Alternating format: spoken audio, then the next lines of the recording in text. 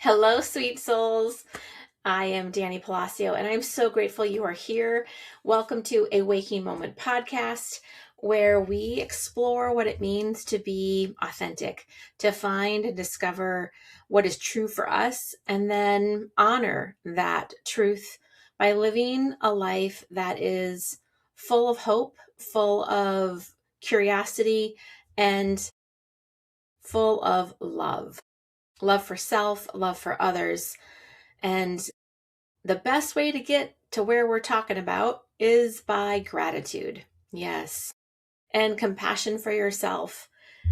And so I don't have a topic today, to be honest, but we're going to see what comes out. And I don't think it's going to be very long. All I know is I didn't do an episode last week. And here we are in the middle of December. And I said, get on the video and start recording, because if you don't do it today, it won't get done. And that's so true, right? So let's talk a little bit about procrastination, or how you can really convince yourself that you don't have the time, or that you'll get to it soon. I know that for me last week, I was like, oh, I'm going to record today. Oh, I'm going to record today. And every day I didn't do it. And I was like, it's okay. I don't have to. And yet something in my body said, yeah, you do. And my soul said, you love doing this. And so if you noticed that I didn't have an episode go live last week, I apologize. Please forgive me. And if you didn't notice, well, hallelujah. And I'm so glad you're here. Someone once said to me that procrastination isn't necessarily negative. It could be that the divine timing hasn't aligned. And so procrastination is allowing for all of you and the divine to get into an alignment to have it move forward. And I really love that definition, that concept.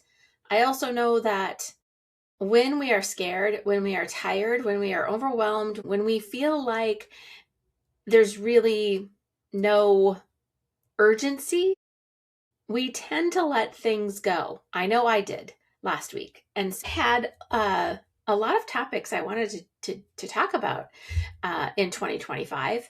And I looked at the list recently, and there's a good 5 that I haven't done that are actually really calling to me. So I may be releasing multiple episodes in the next couple of weeks, because I feel like Mother Mary in the Goddess series absolutely wants to have a conversation, wants to be seen and recognized, wants people to wake up to her presence. And so I have a feeling Mother Mary is going to have an episode here at a Waking Moment podcast through me. And also ending the year.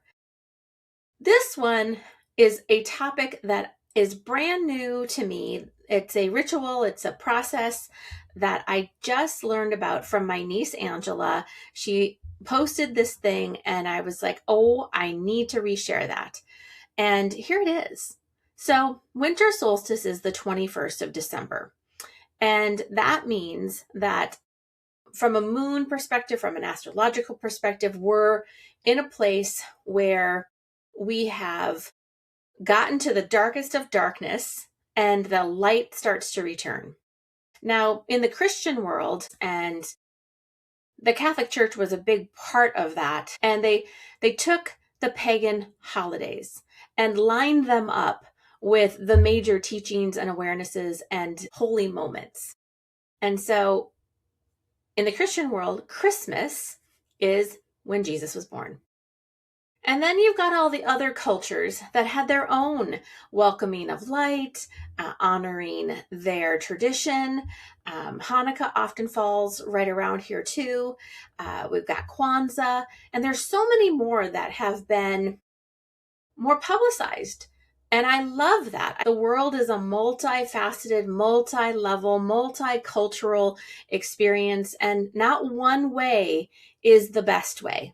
I know we get stuck on that. So however you choose to celebrate, honor, reflect, embrace, express your love, please always do it with kindness. And so this one I invite you to explore because it's something that is beyond solstice and the welcoming of light. And I had never put this together. December 21st is solstice. And on that day, the request is to sit down and write out 12 wishes for the next year. 12 wishes.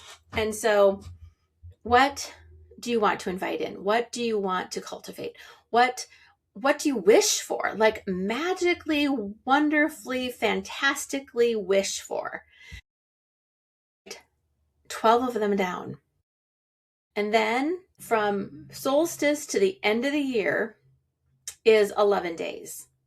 And on the 12th day, it's January 1. So we've changed the calendar and we've started a new year. And so every day, starting at solstice, you pick one of the wishes. Every day you pick one wish.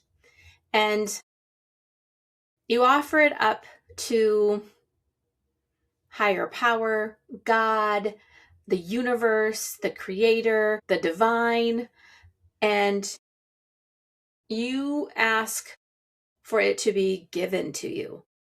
And you hold that thought.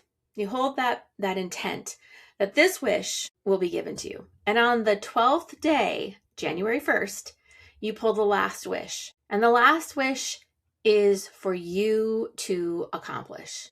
That means putting your energy, your thought, your intention, your purpose around creating that wish to become reality. And that is for each one of us to do, to cultivate, to work on throughout 2026. I love that idea. The numbers feel really powerful to me. There's 12 days, you're going to pull 11 wishes, master number, and then you're going to pull the final 12th wish on the first of the new year. Feels so sparkly, tingly inside my body that I'm like, I am doing that. And I might actually start pondering what those 12 wishes could be, because you don't have to do them on solstice. Technically, you're supposed to pull one of the wishes on solstice. So you can do it from now until then. You can do it the day of even, right? So what 12 wishes do you want? Yeah, it's pretty cool. So that was a topic I knew I wanted to talk about. The other one is I'd like to share a personal story with you that I experienced last Tuesday night. There are 3 lovely souls that are offering an opportunity for a community to grow and to come into practice around grieving. And if you've lost someone, if someone has passed away, if animal, pet, they are more than an animal and they are more than a pet. They are a family member. It even could be the change of a job. It could be any change creates grief, to be honest. Whether you deem it negative or positive, it's change, and change creates uncomfortableness, and that creates grief. So you can grieve anything. You can be grieving for the world. You can be grieving for your ancestors, the ones that you are born from. There could be a family lineage, a pain, a sorrow so deep that it's stuck in the DNA. And in our Western culture, we don't honor grief the way other cultures do. And I feel like it's one that is suffocating us because we shove it down. When someone dies, it's okay to cry. It's okay to grieve. It's okay to even wail on that big scream.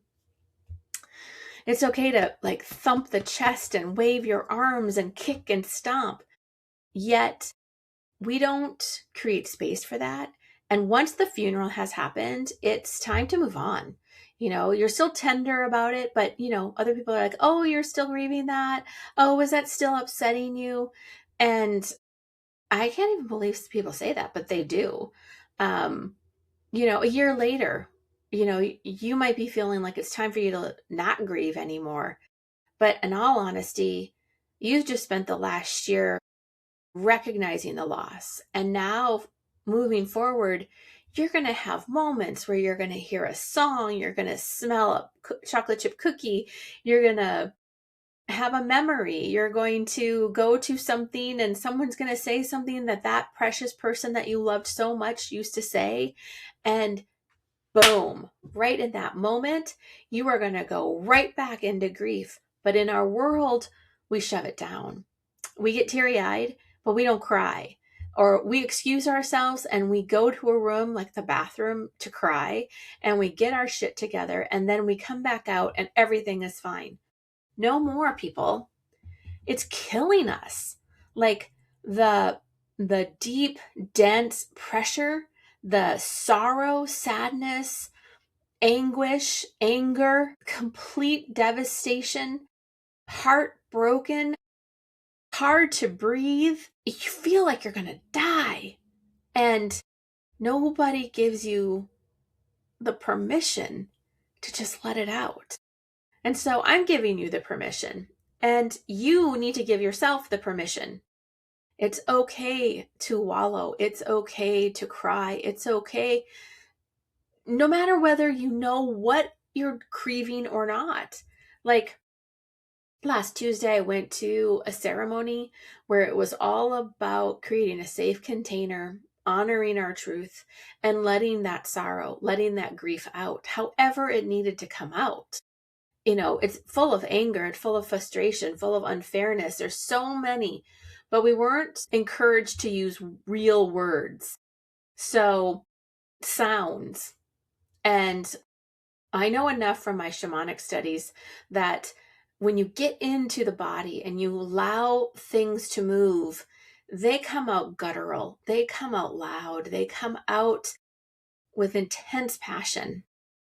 And your body quivers and your body shakes and there's aches and there's the whole thing. I did that. And I was exhausted at the end, extremely altered mentally, spiritually, physically. And it took me days to recover. And to recover in the sense that I felt more embodied. I started to feel the spaciousness within myself and in my head. And it was beautiful. And it is still beautiful. And this lovely group of 3 people offer this ceremony every Tuesday, every second Tuesday of every month.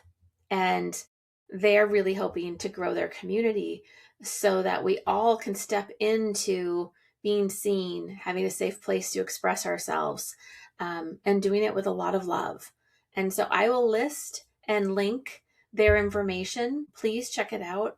And their facilitation was beautiful, very powerful, very strong. I felt absolutely safe to go the depths of my being. And as a result, I connected with my ancestors and I grieved and I felt their sorrow. I felt so many babies die. I felt so many loved ones die and watch their blood soak into the earth. And I met so many ancestors that I have never met in human form and never knew in spirit form, but I have very strong visuals of who they are. And that's a blessing. Like I feel, I feel more rooted to who I've been and where I've come from. And that's amazing to me. So I'm sitting with that beauty and I wanted to share and encourage. Now you may not have a wailing ceremony near you, but there are grief groups and any kind of breath work, any kind of movement work there, it's intentional to be somatic, be in the body, feeling the body, expressing the body's whatever it is, right? It's anger, it's frustration, it's sadness, it's joy even. And any of those types of opportunities that exist, and they are getting more and more popular. So look for breath work, look for movement, look for shadow work, and what else? Anything where there is ceremony related to it, drumming, all of that really can help bring out what might not be consciously known. And that's the point. You want to release what has been pushed, shoved down deep inside of you, because you're meant to forget it and you're meant not to feel it. And we want to open up that with gentle love and kindness and compassion. That's the second thing I wanted to talk about. The third and final topic today is, how are you doing with ending the year, ending 2025, the 9-year? Are you finishing your completions? Are you allowing for places that are not working to be let go, to release, to surrender? And you may not have to actually say goodbye to someone or quit a job or change locations, but within you, something has to shift for that situation, whatever your situation is, to be seen and felt differently. So if you feel stagnant, if you feel stuck, if you feel like there's someone in your life that when you're around them don't bring you joy, don't recognize you, don't respect you, don't have a way of expressing how they feel towards you, if and this is true for not just someone personal relationship, but work relationship, you're in community relationships, your family relationships, and most importantly, your own internal relationship with self. It's a constant journey. Sometimes it's a battle within me to really truly honor what I'm feeling and give myself permission with gentle kindness. Oftentimes I give myself permission because I feel like I've earned it. I want to encourage you, and I want you to know that's not the way to do it. Really, truly. It's temporary. But when you stop and you say, I want to honor what my body is feeling. I want to feel the truth of this experience, of this belief, of this exchange, and find it.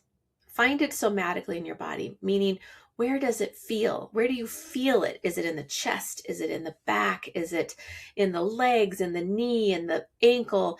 Is it in the elbow? Is it in your head and you start to get a headache? Find the place where the discomfort lives and then observe it, feel it. Don't try and fix it. And then invite it to be released. Invite it to show you in some way how to shift that density, that pain, that discomfort, that place that's causing more havoc than you know.